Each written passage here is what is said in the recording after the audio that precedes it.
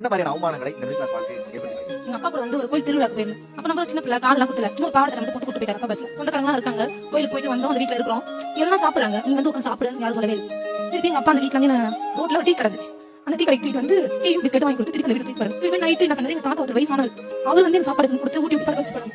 மறுநாள் காலையில திருவிழா முடிச்சு எல்லாரும் கிளம்புறாங்க. எல்லாருமே வந்து கார் வச்சு கூட்டு போய் பஸ் ஏற்றி விட்டாங்க. எங்க அப்பா மட்டும் சைக்கிள்ல என்ன உட்கார வச்சுட்டு வந்து சைக்கிள் வந்து அந்த பஸ் ஸ்டாப்ல இருக்கிற ஒரு பூ கடையா இருக்கும் நினைக்கிறேன். அந்த கடையில சாவி கொடுத்து என் தம்பி வராங்க. அப்பா வச்சுட்டு பாப்பேன் அவங்க ஒரு சைக்கிள் கொடுத்துரு. அதுக்கப்புறம் பஸ் ஏறி வீட்டுக்கு போவாங்க. அப்பதான் எனக்கு தெரிஞ்சது எல்லாமே நான் நிக்கிறேன் வாசல்ல. சின்ன பிள்ளை நான் ஓடுறேன். அந்த கார்ல தொட்டு பாக்குறேன். அந்த காலத்து கார் மாரி எல்லாம் ஏறி உட்காராங்க. நானே அப்பா நிக்கிறேன். அப்பா எல்லாம் யாரும் மனக்குள்ள போயிட்டாரு. நினைக்கிறோம் நாங்களும் பஸ் ஸ்டாப் தான் போறோம். பஸ் ஏறி வீட்டுல தான் வரணும். யாருமே வந்து நீங்க வாங்க யாருமே அதுல இருந்து ஒரு விஷயம் நான் கத்துக்கிட்டேன். எல்லாருமே நம்ம வந்து சமமா பார்க்கணும். பணம் இருக்கிறவங்கள ஒரு மாதிரியும் பணம் இல்லாதவங்கள ஒரு மாதிரியும் அப்படி பார்க்கக்கூடாது. ஆனால் நான் இது வரைக்கும் யாரையும் அப்படி பார்த்தது கிடையாது.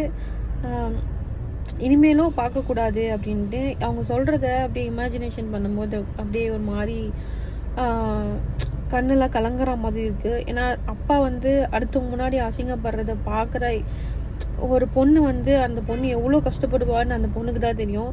ஏன்னா யாருமே நம்ம அப்பாவை எதுவும் சொல்லக்கூடாது அப்படின்னு தான் பொண்ணுங்க எல்லாம் யோசிக்கிறது. அப்பா இல்லை அம்மாவும் சரி யாருமே எதுவும் சொல்லக்கூடாது தான். அப்படி இருக்கும்போது அவங்க அப்பாவை அந்த பொண்ணு முன்னாடியே அப்படி பண்ணும்போது இவ்வளோ வயசாயும் அவங்க அதை மறக்கலைன்னா அவங்க வந்து அந்த விஷயத்த எவ்வளோ மனசில் ஆழமாக பதிஞ்சு இருக்கு அவங்க மனசுக்குள்ளே அப்படின்னு தான் தோணுது.